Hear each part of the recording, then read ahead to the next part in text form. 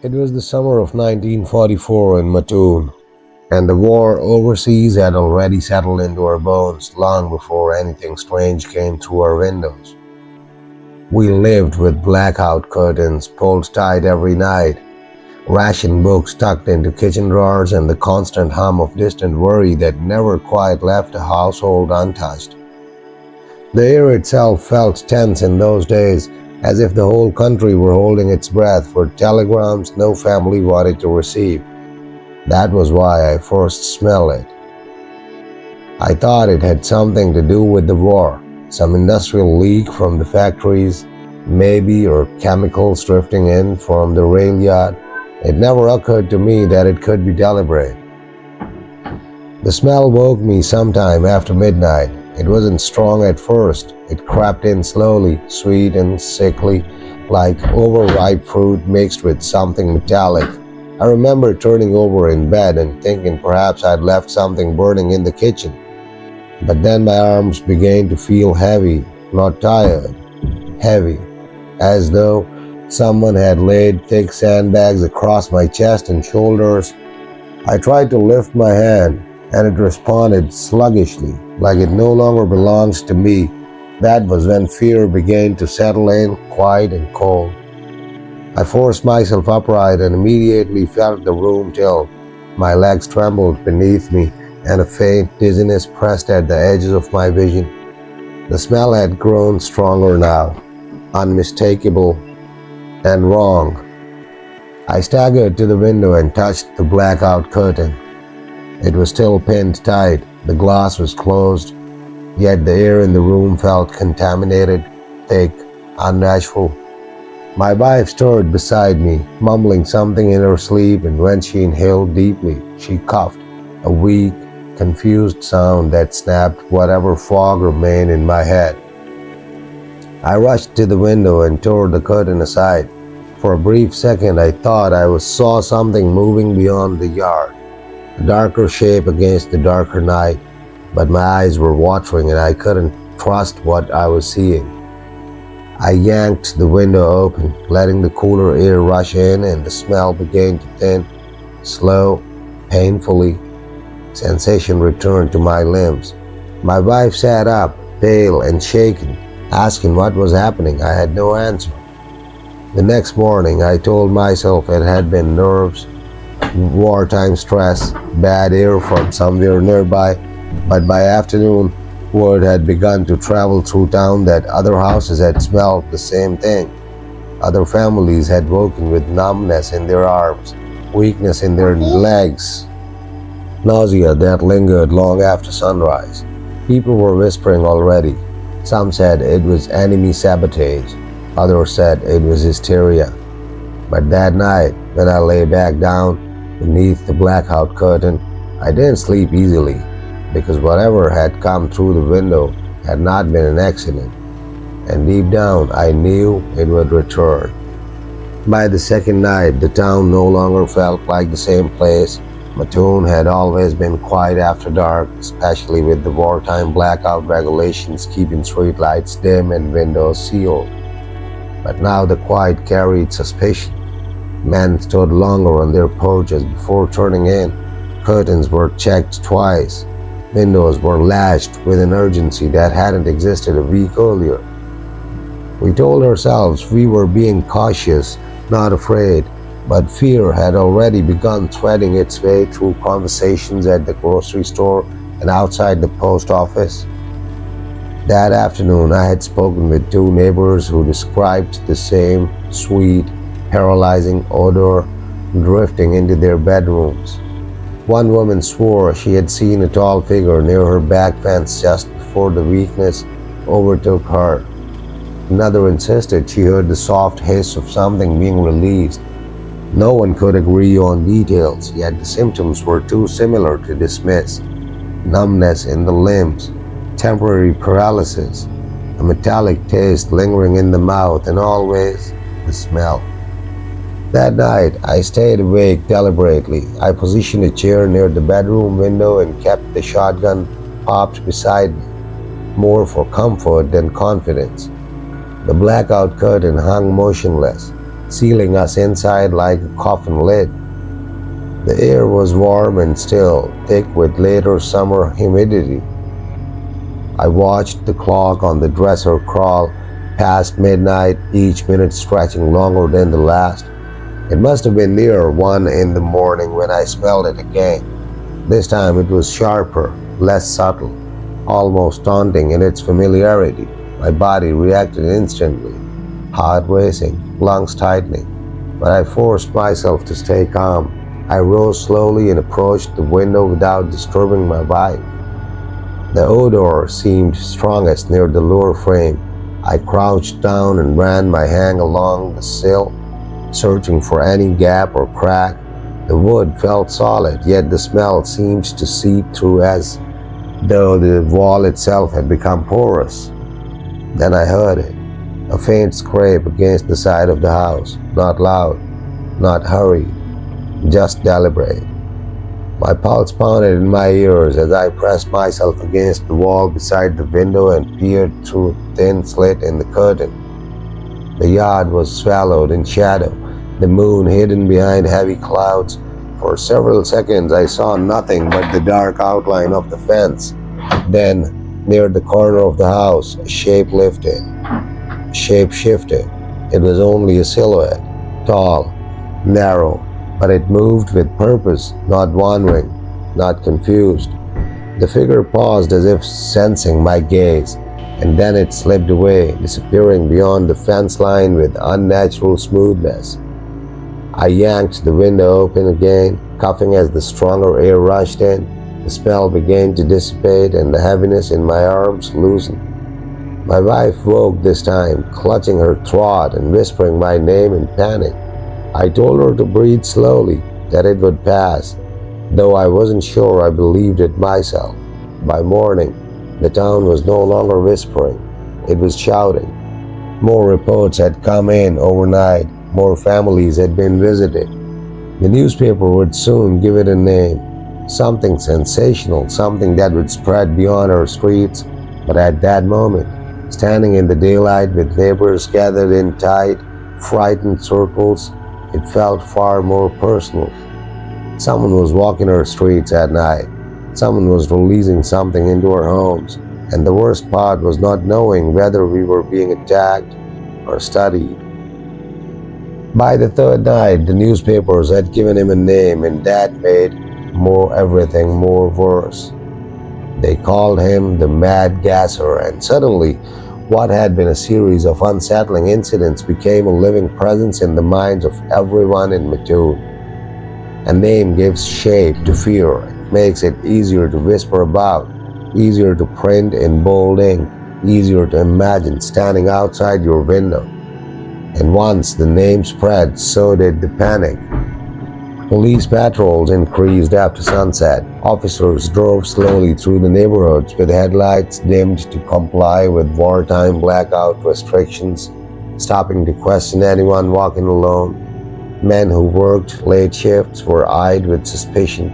Strangers passing through town were noted and remembered. Even neighbors began studying one another a little too closely, mirroring routines, listening for inconsistencies in explanations.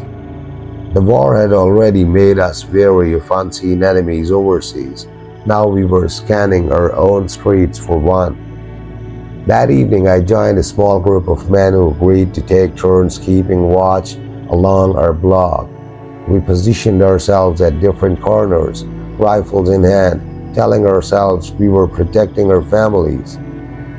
The air felt heavy with expectation. Every rustle in a hedge made us tense. Every shadow seemed capable of movement. And yet, beneath the surface bravado, I sensed something else creeping in. Doubt. What exactly were we looking for? A man with a tank strapped to his back? A chemist bent on cruelty? A saboteur sent from enemy shores? None of it quite made sense, and that uncertainty gnawed at us more than the fear itself. Around midnight, I returned to the house to check on my wife.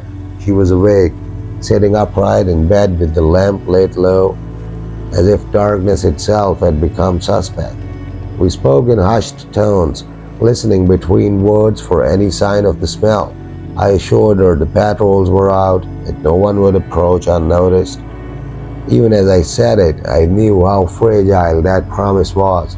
Whoever had done this had moved silently, efficiently, leaving no footprints and no trace of equipment. It happened again not long after. The odor drifted in without warning, sharp and sickeningly sweet. This time my wife gasped first, clutching at her arms as numbness crept through her fingers. I bolted for the window, throwing it open before the heaviness could fully settle into my limbs. As I leaned out into the night air, I saw movement near the alleyway, a darker streak against the dark, retreating swiftly but without panic. I shouted, and within a seconds, the other man came running, boots pounding against pavement. We searched the yard, the alley, the street beyond. Nothing. No container, no discarded clothes, no footprints in the dirt.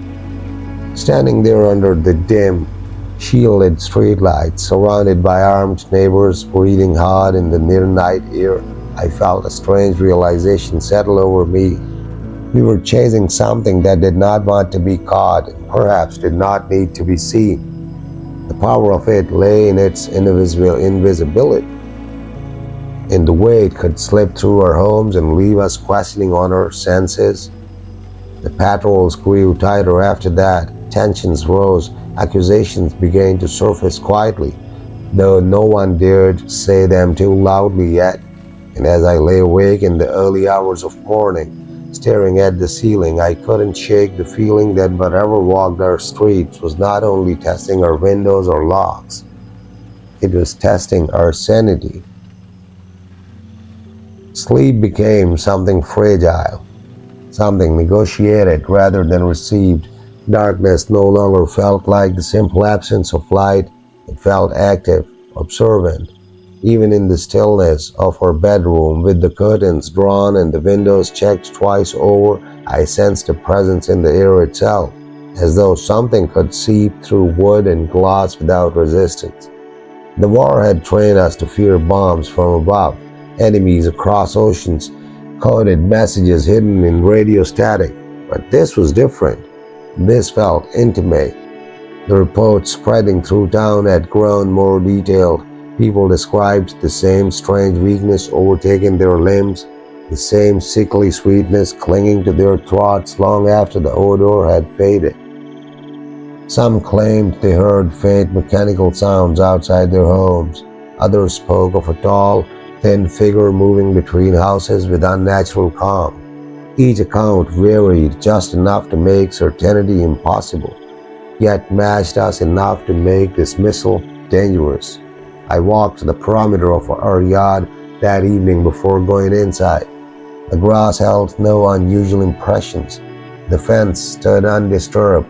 I ran my hand along the siding of the house, feeling for any device, any sign that someone had tampered with it. There was nothing, and yet, when I stood still long enough, I could almost convince myself the air carried a trace of that metallic sweetness even before night had fully settled. Inside, my wife tried to maintain normalcy. She set the table, folded laundry, spoke about ration stamps and letters from relatives serving overseas. But every so often she would pause mid-sentence and glance toward the window. The fear had changed us in subtle ways. We listened more than we spoke. We noticed sounds we once ignored, distant footsteps, a car idling too long, the creak of cooling wood. Later, as I sat in the living room with only a dim lamp burning, I became aware of something unusual. Not a smell at first, but a stillness. The kind of silence that feels engineered. The usual nighttime sounds, insects, a distant dog bark, seemed muted. I rose slowly and moved toward the hallway, my pulse steady but alert, and then it came again, faint but unmistakable, sliding into the house as though carried on invisible fingers. The odor was lighter this time, almost teasing, as if whoever was outside were experimenting with quantity. I felt the beginnings of heaviness in my shoulders, but not enough to disable me. I rushed to the back door and threw it open, determined not to allow the same helplessness to take hold. The cool air diluted the smell quickly. For a brief second, near the edge of the yard, I saw motion, not hurried, not frantic, but controlled. A silhouette slipping past the hedgerow, tall and deliberate. I shouted again, though I knew I would found nothing. And when I reached the spot, the ground told no story, no footprints, no equipment, no evidence that anyone had stood there at all. Walking back toward the house, I felt something shift inside me. It was no longer just fear, it was frustration. Whoever was doing this moved with patience and calculation. They understood our reactions now. They knew how long to linger and when to retreat, and that realization unsettled me more than the gas itself, because it meant this was not random, it was Maya. The fear did not explode all at once. It thickened slowly, settling into conversations, into glances held a moment too long, into the way doors were locked before sunset instead of after. What unsettled the most was not the odor anymore, nor even the brief paralysis that followed it. It was the way people began looking at one another. Suspicion crept in quietly, like the gas itself, invisible but undeniable. Men who had lived side by side for years now studied each other's routines. Women compared details in hushed tones, trying to align times, wind direction, the exact shade of the smell. Everyone wanted a pattern. No one could find one. The police held meetings at the town hall, urging calm while admitting very little. They spoke of pranksters, of industrial fumes, of nerves heightened by wartime strain. Their voices were steady, but their eyes betrayed something else. Uncertainty. Patrol cars circled more frequently, engines low and watchful, flashlights cut through hedges and across backyards. Yet the incidents continued in spite of it all, slipping through our defenses without leaving a single tangible clue. One evening I sat at the kitchen table with a map of our neighborhood spread before me. I marked each reported house I knew of, trying to trace a logical route someone might take. The pattern made no sense. It jumped streets without continuity, appeared in opposite corners of town with no consistent timing. If this was a man on foot, he moved impossibly fast. If it was a vehicle, no one heard him. The randomness felt deliberate, as though whoever was responsible understood that confusion was their greatest shield. The next time it came, I recognized it instantly. That cloying sweetness sliding into the room like a whisper. I was ready. Windows were flung open at the first hint of it. Doors unlatched to pull in fresh air.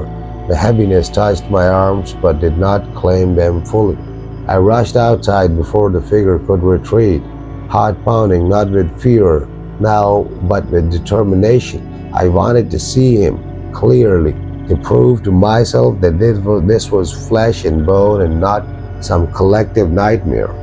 Across the yard, near the side of the garage, I glimpsed movement again, a tall outline, narrow shoulders, something held low near the waist. It paused only briefly before slipping toward the alley. I ran, boots striking dirt, lungs burning. By the time I reached the fence line, there was nothing left but darkness. No scent lingered outdoors. No discarded device lay in the grass. It was as though the night had swallowed him whole. When I returned inside, breathless and empty-handed, I felt something new creeping in. Not terror, not even anger, but doubt. The repeated failure to catch anything solid began to erode certainty. I replayed the sight in my mind, questioning angles, shadows, the possibility that I had filled in details that weren't truly there.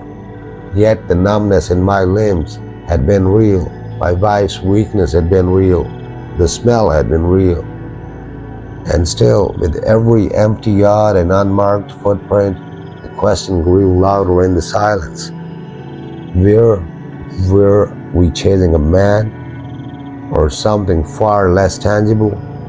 The town began splitting into two kinds of people: those who believed without question and those who were beginning to question everything. I found myself standing somewhere in between. The symptoms were undeniable, the smell was unmistakable, yet the absence of proof was beginning to hollow the whole thing out of the room inside. Each time we searched and found nothing, a small fracture formed in the story we were building. Rumors thickened faster than facts. Some said the gas was military grade, stolen from a factory and tested on civilians. Others whispered about foreign agents slipping through Midwestern towns to measure American response times. A few even claimed it was a punishment, divine or otherwise, for sins no one dared name aloud. In wartime, imagination feeds on uncertainty, and uncertainty was all we had. One afternoon, I walked past a group gathered outside the local newspaper office. The headline had grown bolder, more dramatic. The name had become a spectacle, the Mad Gasser. Seeing it printed that way unsettled me more than any odor creeping through a window. It meant the story had outgrown the streets. It was no longer ours alone. Outsiders were reading about us now, picturing our homes, our panic. That realization brought a strange embarrassment alongside the fear. Inside my own house, I began noticing how alert I had become. I reacted to harmless smells, cleaning solutions, a neighbor's laundry vent with a spike of adrenaline. My body was primed for the sweet metallic scent at all times. Even when it wasn't there, I anticipated it. I started walking, I started waking before midnight automatically, sitting upright in bed without knowing what had stirred me. The expectation was beginning to feel as oppressive as the actual events. When the odor returned again, it did not arrive like before. It came faintly, almost uncertainly, lingering near the back hallway rather than the bedroom. I followed it cautiously, heart steady but weary. The air felt slightly heavier, but the paralysis did not come in full force. I stood in the kitchen, breathing slowly, testing my limbs as though proving to myself they still belonged to me. The window above the sink was closed tight, the door sealed. I opened the back door and stepped onto the porch. The night was quiet, almost indifferent. No movement near the hedges, no silhouette at the alley. The yard lay undisturbed, peaceful in a way that felt mocking. I walked its perimeter slowly, lantern raised, studying every shadow. Nothing shifted, nothing fled. The darkness seemed empty. Standing there, I felt a different kind of unease settle over me, not the sharp fear of intrusion, but the dull weight of possibility. What if the lack of evidence wasn't skilled? What if there had never been anyone outside at all? The thought disturbed me more than the image of a tall figure in the yard, because if the source wasn't external, if it wasn't a man slipping between houses, then the threat was something else entirely, something rooted in nerves strained by war, in minds stretched thin by headlines and blackout curtains and whispered rumors. When I went back inside, my wife asked quietly if I'd seen him. I hesitated before answering. No, I said, and for the first time, I wasn't sure whether that was a relief or a warning. Something subtle shifted after that, not in the streets, not in the patrol routes, but in the tone of conversation.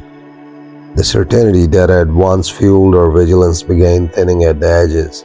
Fewer men volunteered for late-night watches. Fewer neighbors claimed to have seen a figure clearly. The reports continued, but they arrived wrapped in hesitation, as though even the victims were unsure how firmly to stand behind their own experiences. At the hardware store, I overheard two men debating where whether the factory fumes could drift unpredictably under certain weather conditions. One insisted the town's industrial plants used chemicals strong enough to cause dizziness if the wind carried them low. The other argued that no industrial odor smelled quite like what we had described. I listened without speaking, noticing how the conversation lacked the earlier intensity. The fear had not vanished, but it was losing its sharp edges, softening into speculation. Newspaper coverage grew more cautious as well. The language shifted subtly, emphasizing investigation rather than alarm. Officials began suggesting that anxiety itself could heighten sensitivity to ordinary smells. Wartime nerves, they said, made people more susceptible to suggestion. It was a delicate accusation, implying that the mind might amplify what the nose detected, but it lingered heavily in the air. I found myself replaying each incident in my memory with uncomfortable scrutiny. Had the silhouette truly been as distinct as I believed? Had the numbness in my limbs lasted as long as it felt in the moment? Fear stretches time, distorts perception. I knew that. Everyone did, and yet, dismissing the experience entirely felt dishonest. The weakness had been real. My wife's trembling hands had been real. One evening passed without incident, then another. The quiet began to feel almost suspicious. Windows remained closed at night, but not quite as tightly sealed.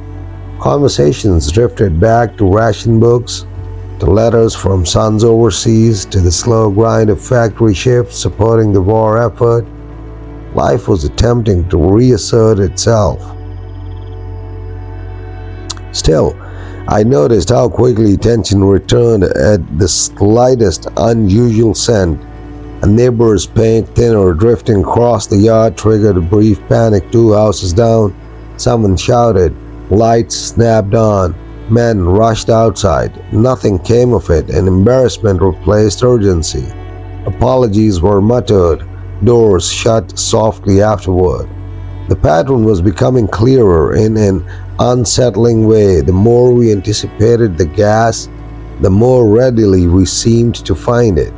Expectation had sharpened every sense to the point of distortion, and with each false alarm, the figure in the yard grew less solid in my mind. Standing alone on the porch one night, breathing the cool air and listening to the distant hum of the town settling into sleep, I realized something difficult.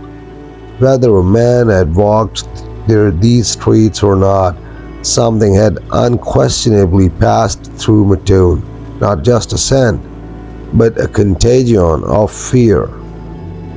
And fear, once released, does not require footprints to travel. By the time late September settled over Mattoon, the edges of the panic had worn down into something stranger, a kind of collective exhaustion. The reports still surfaced, but they felt thinner, less vivid. Descriptions contradicted each other more openly now. One household claimed the odor was sharp and chemical, another swore it was sickly sweet. A third insisted it smelled like flowers left too long in water. The inconsistencies were no longer whispered about, they were openly acknowledged. Investigators from outside the town arrived quietly, asking myriad questions and writing careful notes. They examined window frames, tested air samples where they could, inspected yards for residue or footprints. Their manner was methodical, almost clinical, and that alone seemed to cool the furor in the streets. There is something grounding about clipboards and calm voices.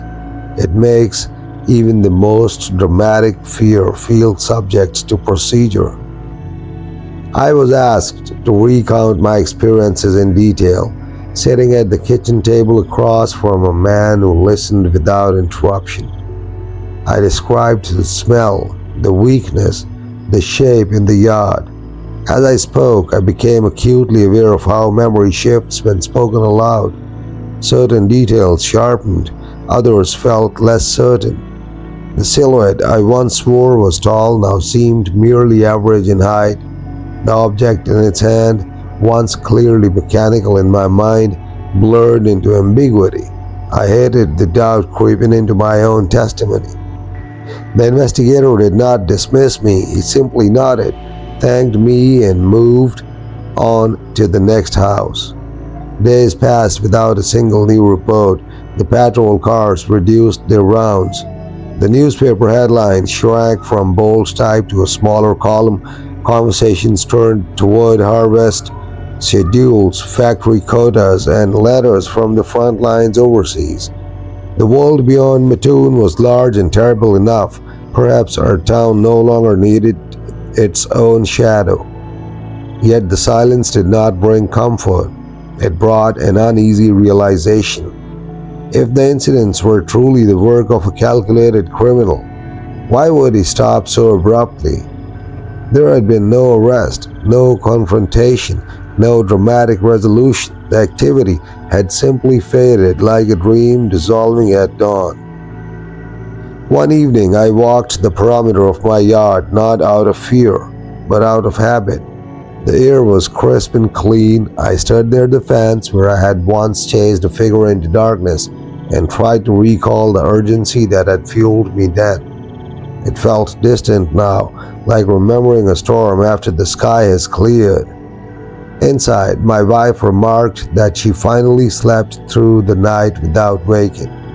I nodded, but I knew something had changed permanently. Even if the odor never returned, even if no shadow ever crossed the yard again, we would always remember how easily our certainty had unraveled, how quickly we had built a phantom and given it a name. The town was calming, but it was not entirely convinced. October crept in quietly, and with it came a new tone in town. Not fear, not exactly relief, but something closer to embarrassment. The newspapers began printing cautious editorials suggesting that perhaps no criminal had ever walked our streets. The phrase mass suggestion appeared more than once. Some officials hinted that wartime anxiety, factory fumes, and heightened nerves had combined into a perfect storm of misinterpretation. No one stated it bluntly, but the implication was clear. Maybe we had frightened ourselves. The idea did not sit comfortably with me. I remembered too clearly the heaviness in my limbs, the paralysis that made even speech feel impossible. I remembered my wife's pale face in the lamplight, the way her fingers trembled when she tried to rise from the bed. Those sensations had not felt imagined. They had not felt like nerves. Yet the longer the quiet stretched on, the more doubt seeped into even my strongest memories. Neighbors who once swore they had glimpsed a prowler now softened their accounts. The tall man became simply a shadow. The metallic device became something in his hand. Some even withdrew their statements entirely, saying they might have mistaken ordinary odors for something sinister. The certainty that had united us dissolved into private uncertainty. One evening at the diner, a factory worker admitted he had experienced dizziness weeks earlier but never reported it. He said he had assumed it was exhaustion from long shifts. When the story spread, he wondered whether he should have spoken up. Now, with everything fading, he was unsure whether it had been anything unusual at all. His voice carried the strange weight of a man unsure of his own experience. Authorities never made an arrest because there was no one to arrest. No footprints, no residue, no chemical traces strong enough to identify, just reports, many of them, clustered tightly in time and then vanishing almost as abruptly as they had appeared.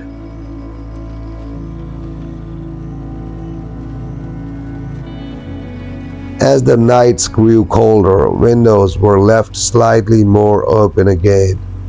Curtains were drawn back, The town resumed a cautious normalcy, but beneath that surface lay something harder to dismiss than any odor.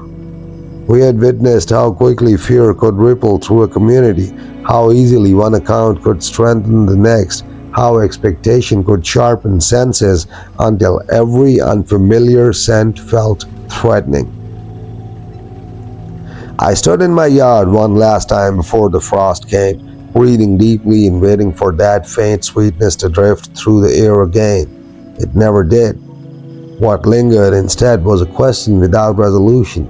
Had a careful, methodical prowler tested our town and then slipped away unnoticed? Or had we constructed him ourselves, piece by piece, from anxiety and rumor? Mattoon returned to routine. The answer did not. Even as the town's rhythm returned, the memory of those nights clung to us like a stubborn fog. Every time I walked past a window at dusk, I felt the old unease tighten in my chest. Shadows seemed just a little sharper, every gust of wind slightly suspect. My wife could glance toward the back door as if expecting an invisible intruder to appear, and I would catch myself doing the same. It was no longer fear of an event, but a fear of possibility, that something unseen could slip in, silent and efficient, without leaving evidence or warning. The story circulated outside of Mattoon as well, carried in newspapers and whispered in conversation between soldiers on leave. Some readers scoffed at the idea, others found it plausible enough to chill their evenings. There were letters sent to the local sheriff, anonymous tips claiming knowledge of the mad gasser's identity, each one more far-fetched than the last. None led anywhere, and yet the idea of him, the figure who could render limbs useless with an invisible gas, remained. I began noticing subtler effects at home. Doors that had once been closed with casual confidence were now latched with intention. Windows were checked twice, even during the day. Our nightly routines had transformed into a series of precautions, small gestures meant to convince ourselves that control had returned. But control had not returned, not entirely. Even in the light of day, the memory of sensation, the creeping paralysis, the metallic sweetness, the weight pressing into my shoulders remained vivid, unshakable. Occasionally a neighbor would speak of a faint door drifting in while working late, or a sense of weakness creeping into their arms as they leaned over a garden fence. Most dismissed it immediately, attributing it to fatigue or imagination, but each whispered report reminded me that the mad gasser, whether real or collective, had left something in our streets that was impossible to erase, an imprint, not just on wood or soil, but on the mind. And so the nights passed, quieter than before, but never entirely calm. There was always a moment, a shadow, a scent, a memory that could twist a quiet evening into tension. Something had moved through Mattoon, deliberate, invisible, efficient, and it left behind a reminder that the world often holds more than our senses can perceive, and that fear, once awakened, is almost impossible to silence. Even as months passed, the sensation of those nights remained with me, lingering like a quiet echo in the corners of the mind. The town functioned, windows opened and closed without ceremony. Children played in yards unafraid, and the hum of daily life gradually replaced the suspense that had gripped us so tightly. And yet, for those of us who had experienced the creeping heaviness, the sudden paralysis, and that unmistakable, sickly sweet scent, the memory refused to fade. It returned unexpectedly, in a whiff of garden soil, a breeze through an open door, a shadow cast by the porch light, subtle, fleeting, yet unmistakably vivid. I often wondered, what if What it meant that the mad gasser had never been caught. Was it the work of a clever criminal, a disturbed individual testing the boundaries of human fear? Or was it something stranger, something that thrived in invisibility, feeding off anticipation and suspicion? There were nights when I walked past my own window and half expected to see a figure lurking outside, yet there was never anyone there. Only the memory of movement, a sound, of the heavy pause in the air reminding me that the unknown is often more powerful than the seen. The conversations among neighbors shifted subtly. There was acknowledgement of what we had experienced, but also an unspoken agreement to let it lie. People spoke less of the incidents in public, sharing recollections only with those they trusted implicitly. In quiet moments, I would sit in the living room, listening to the wind rustle through the trees and remembering how the air itself had seemed to carry intent. The feeling that someone or something was testing, observing, and retreating without leaving a trace became the parameter and the permanent residue of those nights. Even now, I cannot walk down a darkened street without scanning the edges of shadows, without not noting the pattern of light and dark, the spaces where something could slip silently through. The mad gasser may never appear again, may never have been anything more than a man or a trick of circumstances, yet the memory endures. It endures because it was intimate, it was close, it invaded the house, the body, and the mind in the ways that no distant headline or newspaper story could fully convey. We survived, yes, but survival left a peculiar inheritance, a heightened attentiveness to the unseen, a cautious eye on the ordinary, and the faint, lingering sense that the quietest nights can hide the most deliberate dangers. Time eventually settled over Mattoon like a slow fog, softening the sharp edges of memory without erasing them. Windows no longer trembled under imagined pressure. Curtains were drawn for privacy rather than protection. Life returned to the rhythm of work and domestic routine, punctuated by the distant dome and distant drone of wartime news, the hum of factory machinery, and the occasional laughter of children playing in yards. And yet, beneath the surface of this restored normalcy, something deeper lingered. A quiet, unshakable imprint of the nights that had changed us. Even today, I can recall the scent, faint, sweet, metallic, drifting into a room where no one else is present. I can remember the strange heaviness that seemed to press against limbs. I can remember the strange heaviness that seemed to press against limbs, the way ordinary furniture became a strange, unreliable landscape when the odor crept in. It was subtle, almost unreal in hindsight, yet impossibly real in the moment. That was the genius of the mad gasser, not brute force, not violence, but the quiet, invasive manipulation of perception. He or it did not need to be seen to be feared. Presence alone, even implied, was enough. I have told the story countless times to strangers and friends alike to keep the memory alive, to explain what cannot fully be explained, and in every telling, I feel the tension return, that whisper of possibility that anyone who remembers too vividly can sense. It was a terror defined not by destruction but by intimacy, the invasion of the private, the unguarded, the ordinary night. That is what haunted Mattoon, and that is what remains with those of us who lived through it. The understanding that fear, once sown, does not vanish with the morning. The mad gasser never struck again, at least not in a way anyone could confirm. No arrests were made, no fingerprints, no footprints, no confessions, only stories, memories, and a town forever marked by an encounter that tested nerves, perception, and patience in ways that still defy reason. We adopted, We learned to sleep with one ear to the wind. We remembered the weight of the invisible pressing into our lives. And even now, decades later, the quietest nights can still carry the faintest whisper of that presence, a reminder that some mysteries are not meant to be solved, only survived.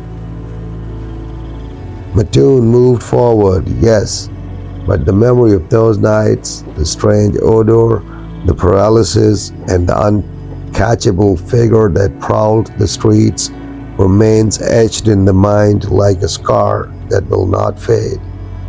And in that lingering fear, the story lives on, subtle, pervasive, and eternal.